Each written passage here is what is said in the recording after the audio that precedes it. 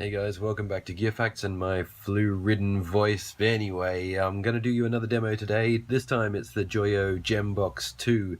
This is a pedal that I was very interested to receive. I really like that display, reflecting the light straight back into your face there. But anyway, that display I think is more easy on the eyes than pretty much any display I've seen on a multi-effect system. It's not too bright, it's very, very sharp, it's smoothly animated, and generally crystal clear. So straight away when you switch on the GemBox you get a very, very good impression. Normally with a demo like this I'd get straight in and show you some sounds, but I really want to show you the physical and software aspects of this pedal first, because I wouldn't want you to judge it too quickly on its sounds, which don't quite give the same good impression. I'll clarify that a little bit more in a moment. First of all, I'm just going to give you a bit of an idea of how it works exactly. First of all, the expression pedal. It's based almost exactly on the miniature expression pedals you may have seen from Joyo. Those pedals could be purchased as an individual unit, so all you're getting is this part at the end here. Anyway, they've integrated the idea into a multi-effect system. They've put in that wonderful screen that I told you about. The select process is very familiar. Up and down switches with a nice feel, not too hard, not too soft. You can also create loops by holding down this one here and using this one for stop and delete. It's good to have a tap tempo button here. Nice and easy to set up the tempos for your rhythms.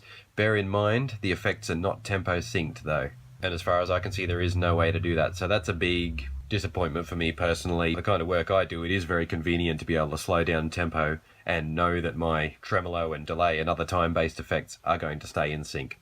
Not the case with the GemBox 2. Anyway, the deeper operating system though is a little different to your average pedal.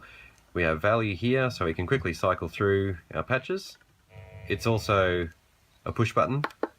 In this case, it has no function. But if I go into pedal, for example, this is how I set up the function of this expression pedal here, and I can go through each of them there. You can probably see a line going underneath the different capabilities of the expression pedal. To select one, I just press this in. So now the expression pedal will be adding reverb, or I can go up to the top here and expression pedal can add wah. So that's nice quick assigning. By turning mode, what we're doing now is going through the effects chain. So patch number there is a main screen, turn it and it goes to the very first effect in the chain, which is pedal wah. Moves on through distortion, amp simulation, noise gate, equalization, modulation effect. In this case it's pitch bend. If I wanted to change that, I'd press that down and then I can go through the different modulation options that are available. And there are a lot of them. Carrying on through mode, we've got delay. In this case it's digital delay, and I can change that again just by going to the top part where you select the individual effect and changing my value dial. There are 4 different kinds of delay. And at the end we have reverb. I think on the next screen we should be back at our... No, sorry, you can select a rhythm. There's one more screen. So again, change the value dial to change the rhythm.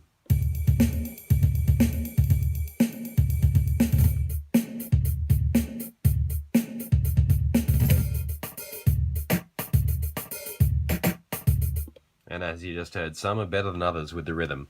And that always seems to be the case with multi-effects pedals, no matter what the brand. Most of the rhythms seem to be just dreadful, and you end up with 5 or 6 usable ones. So it wouldn't be fair to criticize Joyo for that when it's the same mistake that all the other brands are making as well. Anyway, yeah, there's maybe 4 or 5, maybe 6 rhythms that are usable, and there are 10 different metronomes. So that might be handy for the studio. One more turn of the mode knob, and we got our main system settings, where you set the main volume, whether you're routing out to a line connection or an amplifier. You can calibrate your pedal and set the LCD brightness too. One more turn and we're back on the main screen. That's enough about the physical aspects for the moment. Let's get into some sounds and see what we have.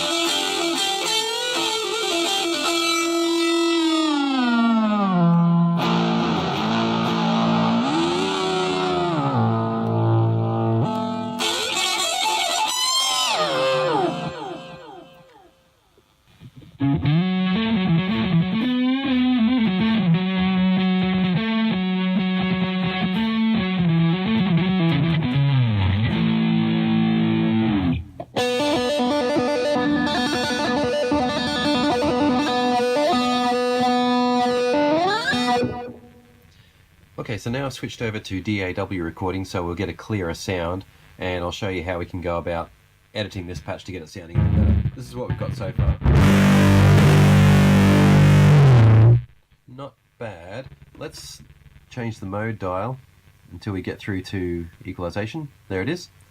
Equalization is currently switched off, so we press our up foot switch to activate that on. The same foot switch will turn it off again. So we've got it on. Pressing value takes us between the 3 frequencies, and then you simply rotate the same dial to change those frequencies. Let's give it a bit more middle.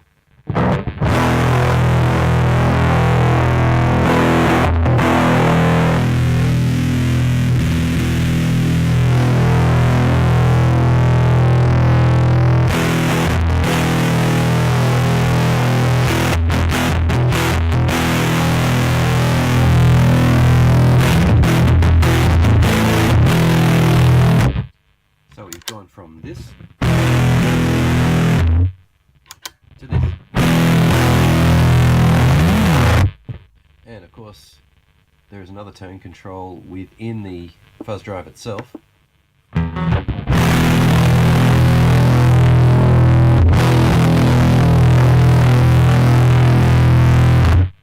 And the position of this tone will affect how your equalizer sounds on the other page, so you might want to experiment with a very low tone here and boosting the treble in the equalization page, or vice versa, have plenty of tone here and then suppress it in equalization.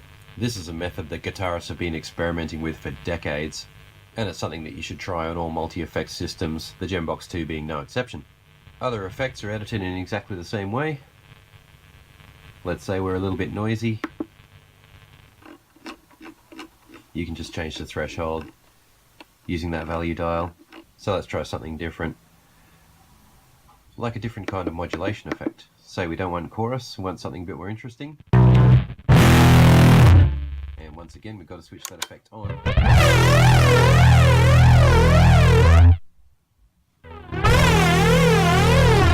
couple of different kinds of flange there, phaser.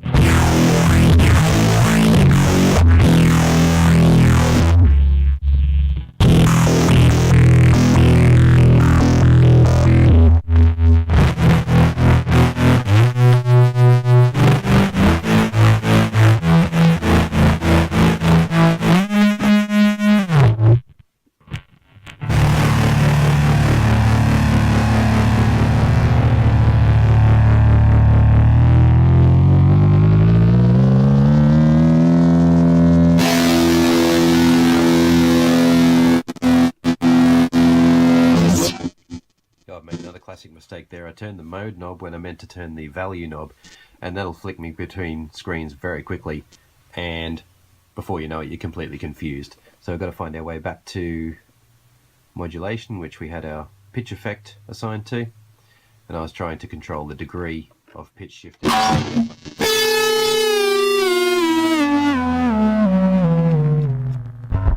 Parameters like this can also be controlled using the expression pedal. So what is the outcome of this review? Well, very mixed feelings.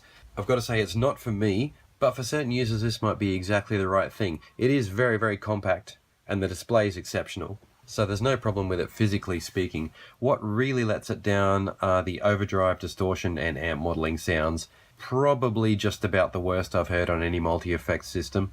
But of course you've got to remember there are plenty of guitarists who don't want those kinds of sounds. The modulations are very good, and there's a good selection of them too. Not only that, modulation effects can appear in 2 different points in your effects chain, so If you wanted to combine vibrato, for example, with a phaser, or tremolo with a flanger, which can sound really good, you can double up on those modulation effects, and that's pretty handy. So if you're a guitarist who has a distortion pedal or an overdrive pedal that you like using, and you're quite satisfied with the sound of your amp, or your amp has some good amp modeling, then I would be inclined to look at this pedal seriously as a possibility for handling your entire modulation set, because its processing in that particular area is pretty good. I have to say, using it feels good too. It's nice to operate. It's very quick to be where you want to be in the system and achieve what you want to achieve. It's almost like every element of the system has a shortcut to get straight to it. So yeah, mixed feelings. It's in a bit of a class of its own. It's nowhere near to the top of my list of favorite effects units, and I have tried many, but it's certainly nowhere near the bottom either. So that's the Joyo GemBox 2. I hope that review was helpful to you guys. Here's some links to a few other things that might interest you. Sorry if the review was a little bit sketchy today, but I think we got all the salient information there, so I look forward to seeing you next time on Gear Facts.